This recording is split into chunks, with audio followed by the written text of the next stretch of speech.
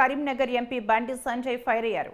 అధికారం కోల్పోయిన బాధలో కేటీఆర్ ఇష్టానుసారంగా మాట్లాడుతున్నారన్నారు.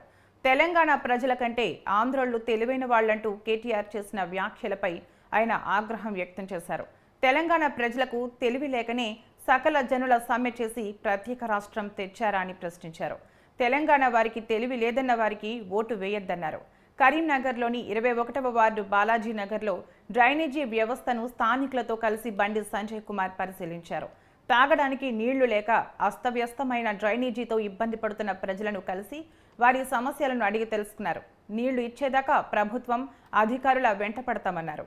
ఫోన్ ట్యాపింగ్లో ఒకరు, కాళేశ్వరం పేరుతో ఇంకొకరు డ్రామాలాడుతూ ప్రజా సమస్యలను దారి మళ్లిస్తున్నారని, కానీ తమ ఎజెండా మాత్రం ప్రజా సమస్యలేనని సంజయ్ అన్నారు.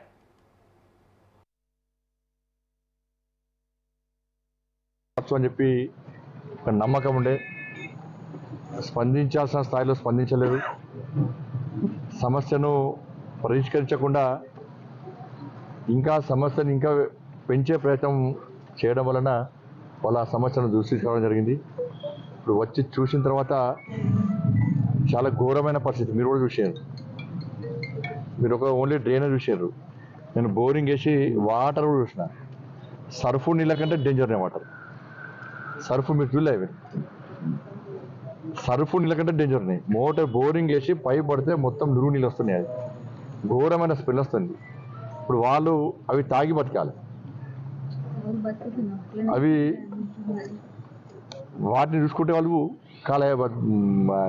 నిత్య జీవితం గడపాలి. వీళ్ళు బిల్లు కడుతున్నారు, హౌస్ ట్యాక్స్ కడుతున్నారు, కరెంటు బిల్లు కడుతున్నారు, అన్ని ట్యాక్సీలు కడుతున్నారు.